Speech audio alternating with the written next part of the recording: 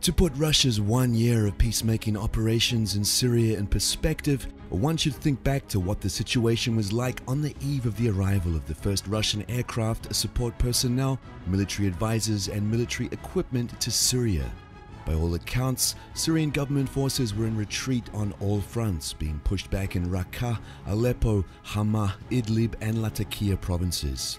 The Islamic State, the Jabhat al-Nusra, the so-called Free Syrian Army, and many other smaller rebel formations were conquering towns and military bases, with their advance triggering a flood of refugees into Turkey, Jordan, and other countries. Syria stood practically alone, with some Iranian assistance for sure, against a seemingly motley group of rebel formations which, however, enjoyed a generous financial, military, and even operational support by several outside powers including the United States, Qatar, Saudi Arabia and Turkey, with Jordan and Israel maintaining a state of benevolent neutrality towards the rebels. In September of 2015, the days of the Assad government seemed numbered. In September of 2016, virtually nobody expects the Assad government to fall. Even the US Secretary of State John Kerry, in conversations with Syrian opposition which were made available to US media, acknowledged that the anti-Syrian coalition has been outmaneuvered to the point that the long-standing US, NATO, EU mantra of Assad must go has become obsolete. To the extent that nearly everyone recognizes that the world is now multipolar, Russia's effective use of military power in Syria is the single most important factor behind that shift.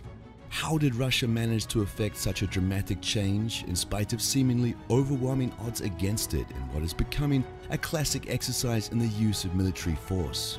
The first secret of its success was the strict adherence to international law. To put it bluntly, US military operations on or over Syria's territory have no legal justification whatsoever.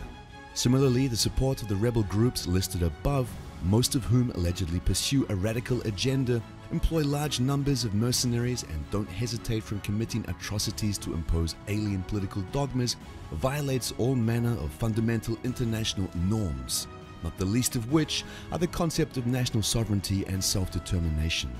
In contrast, Russian operations are being conducted at the invitation of the sole internationally recognized government of Syria.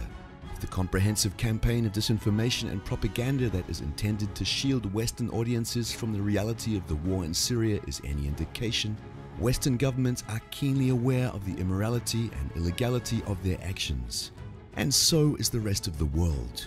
Secondly, and also in stark contrast with the US and NATO uses of military power, Russia's leadership appears to be aware of both the limits of the country's power and of what can be accomplished using solely military force. There is no trace of hubris, of Russian exceptionalist rhetoric in either the political aims being pursued or the military means which are used to accomplish them. In military sense, the goal of the operation is a modest one: the denial of victory to the West-backed jihadist coalition. Once that objective is achieved, once every major anti-Syrian actor acknowledges that Syria's legitimate government or Russia's military presence in Syria cannot be dislodged by any combination of political and military measures, they will be forced to negotiate a peace settlement that will preserve both the territorial and political integrity of the Syrian state. To be sure, that modest military objective did require a wide range of measures to accomplish. The most urgent was the refashioning of the crumbling Syrian Arab army into a military force capable of recovering the lost territories. While in the immediate term that task could be addressed by an aggressive bombing campaign that took the jihadists, unaccustomed to being opposed by a modern air force, by surprise, but the air campaign was not intended to defeat the jihadists by itself, but rather to gain time for the re-equipment and retraining efforts to bear fruit, which they began to do by the first months of 2016. Moreover, in the event that the jihadists were expecting to outlast Syrian and Russian forces, the campaign of aerial interdiction of rebel supply routes and the Islamic State's oil infrastructure was aimed at undermining the opposition's long-term ability to sustain the war efforts. However, the jihadists and the wild geese aren't the most dangerous foes faced by Syria. The Russian military had to minimize the prospect of a direct NATO military operation against the Syrian military and government that, as in the case of Libya, would have been spearheaded by US air power. The goal of conventional deterrence against both air and land NATO incursions was achieved, though only after the loss of one Su-24 bomber, treacherously shot down over Syria by Turkish fighters, by the deployment of advanced S-400 air defense systems, Su-35 fighters and Iskander-M tactical ballistic missiles, and the demonstration of the power of Russia's air and sea-launched cruise missiles, which would have struck US air bases throughout the Middle East in the event of any escalation. The effort has not been without a cost. 20 Russian service members have lost their lives in Syria in the space of last year. The Russian military has also lost, in addition to the Su-24 bomber, several attack and transport helicopters. The effect, however, has been nothing short of spectacular. Rebel forces are in retreat on nearly every important sector of the front, and even the crucial struggle for Aleppo, which has reached the scale of a general battle that will decide the future of Syria, has decisively swung in Syria's favor. Outside Syria, both a friend and foe have taken note. Russia's engagement has served as a veritable Assid capital that drew larger contingents of Iranian Revolutionary Guards, Iraq's Shia militias, and Lebanon's Hezbollah into the fray.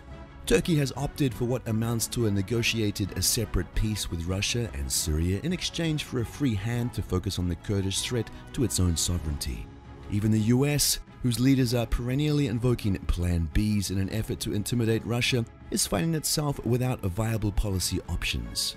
While the war is still far from over, after 1 year of intervention, all the political and military trends in Syria are now in a positive direction.